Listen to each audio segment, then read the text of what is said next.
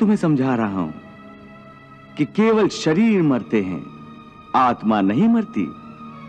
इसलिए तुम शरीर का मोह त्याग दो, उनकी मृत्यु का शोक त्याग दो, परंतु तुम्हारा मन उस सत्य को मानना नहीं चाहता। तुम ठीक कहते हो केशव, मैं तुम्हारी बात समझता तो हूं, परंतु मेरा मन उसे ग्रहण क्यों नहीं कर रहा? इसका कारण क्या है? इसका कारण है वो जंजीर जो तुम्हारे मन ने अपने ही गिर्द लपेट रखी है। कौन सी जंजीर? रिश्तेदारी की जंजीर, ये नातेदारी का मोह कि ये मेरा भाई है, ये मेरा मामा है, ये मेरा ससुर है, ये पितामह है।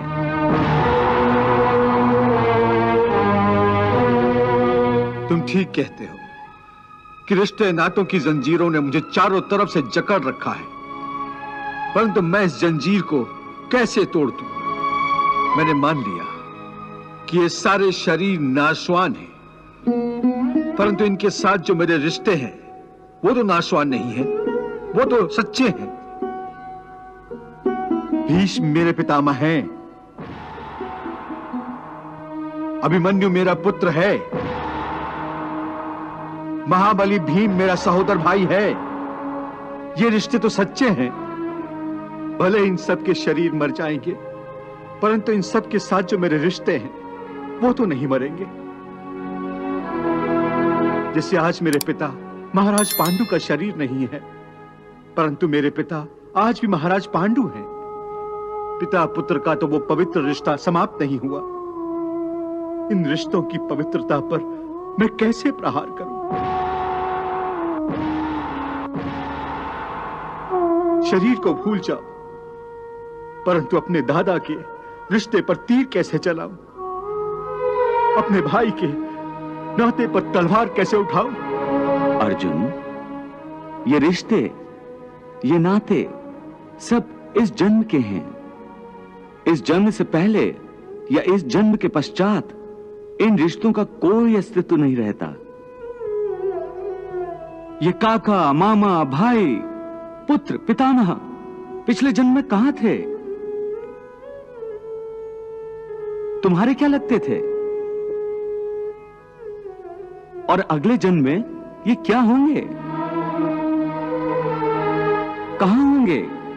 इसका उत्तर है तुम्हारे पास? नहीं केशव।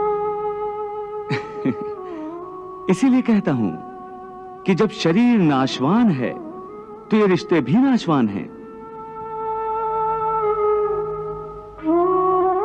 क्योंकि ये सब नाते शरीर के हैं। और ये जो तुमने अपने पिता का उदाहरण दिया कि उनका तुम्हारा पिता पुत्र का नाता तो समाप्त नहीं हुआ, तो यह भी तुम्हारा भ्रम है, अज्ञान है। केवल तुम्हारे मन में अभी तक वो रिश्ता जीवित है, क्योंकि तुम अभी तक उसी जन्म में हो, परंतु तुम्हारे पिताश्री इस समय जिस योनि में भी होंगे, उनके लिए वो रिश्ता समाप्त हो चुका है। पिता की बात छोड़ो, अपनी बात करो। पिछले जन्म में जब तुम्हारी मृत्यु हुई होगी, उस समय तुम्हारे सब संबंधी रिश्तेदार रोए होंगे। तुम्हारी पत्नी ने, तुम्हारे पुत्रों ने बहुत विलाप किया होगा, परंतु आज इस जन्म में तुम्हें याद भी नहीं कि किस किस ने तुम्हारी मृत्यु पर विलाप किया था। आज तुम्हारे लिए उनका या उनके रोने धोने का कोई मोल नहीं। इसलिए समझा रहा हूं कि ना किसी के मरने का शोक करो, ना किसी के साथ नाता टूटने का दुख मानो। वैसे भी मेरी माया इतनी प्रबल है अर्जुन, कि जिन्हें तू समझता है कि तेरी मृत्यु के बाद शोक करेंगे, सारा जीवन रोते रहेंगे, वो भी असत्य है। मेरी माया के प्रभाव से थोड़े ही दिनों के बाद उन रोने वालों को तू फिर हंसता खेलता देखेगा।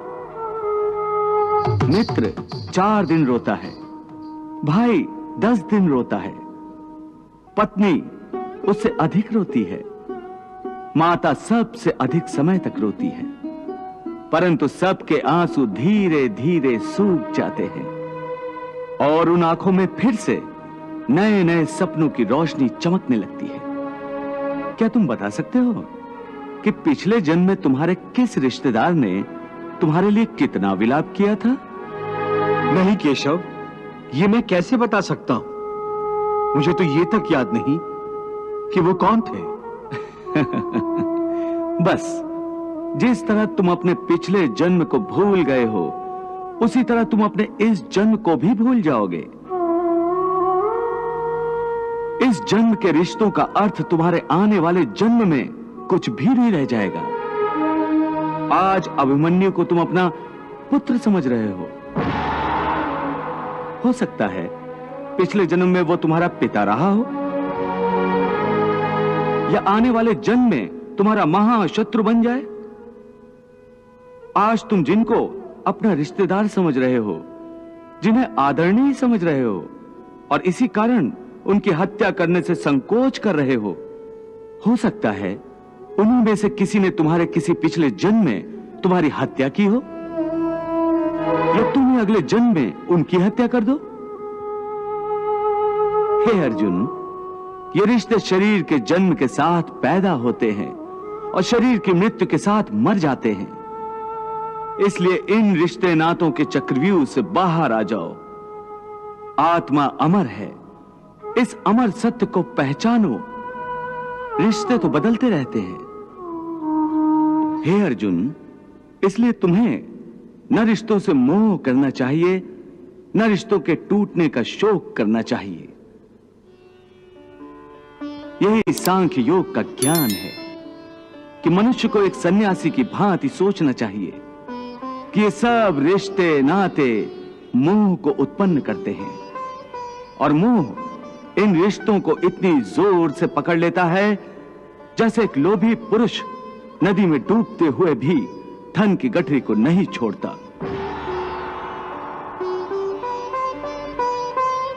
और आखिर में उसी गठरी के बोझ से खुद भी डूब जाता है। इसलिए अपने मन को सन्यासी बनाओ और इस मोह के बंधनों को छोड़ो, और इस बात पर ध्यान दो कि इस समय तुम्हारा कर्तव्य क्या है, तुम्हारा धर्म क्या है, और उसी के अनुसार कर्म करो। तो धर्म को निभाते हुए मनुष्य कर्म तो करेगा ही, और कर्म करेगा तो सन्यास को कैसे निभाएगा? देवी, यदि आप समझती हैं कि सन्यासी होने के बाद कर्म छूट जाता है, तो आपने भगवान श्री कृष्ण के उपदेश को समझा ही नहीं।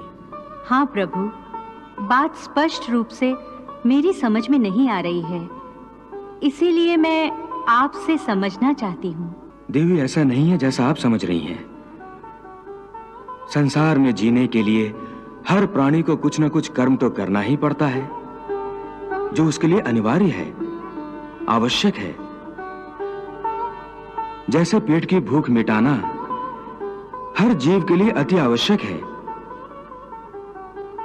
यहां तक कि अपने पेट की आग बुझाने के लिए सन्यासी भी भिक्षा मांगकर गुजारा करता है। अर्थात ये कि कोई भी कर्म से मुक्त नहीं हो सकता।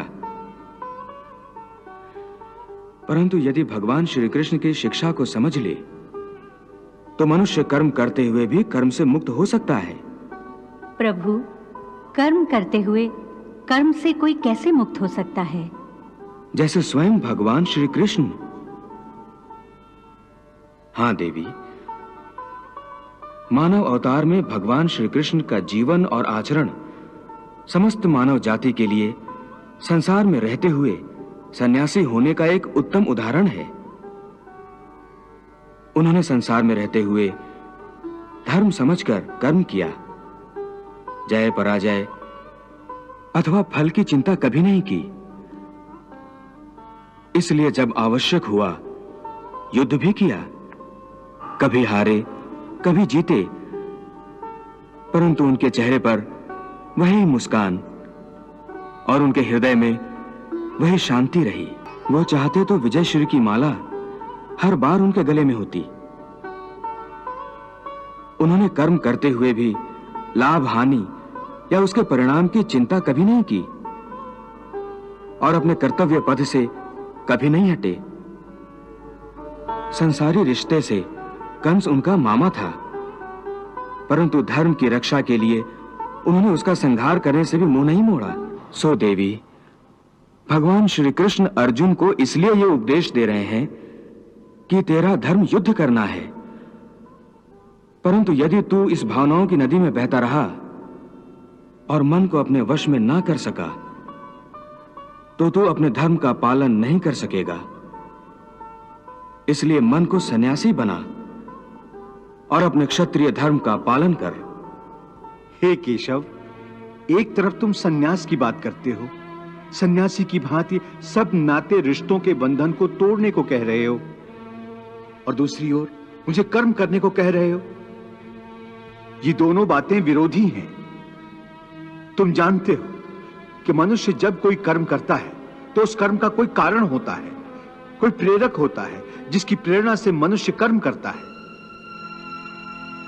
कोई भावना तो होती है जिस भावना की पूर्ति के लिए मनुष्य अच्छा बुरा कोई भी कर्म करता है। अर्थात कर्म की जड़ में एक भावना होती है और भावना की जड़ में कोई ना कोई रिश्ता होता है, क्योंकि किसी न किसी रिश्ते की जड़ से ही तो भावना पैदा होती है।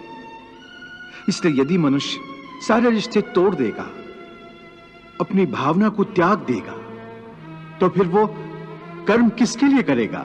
अपने धर्म के लिए। धर्म के लिए? हाँ, अपने धर्म के लिए।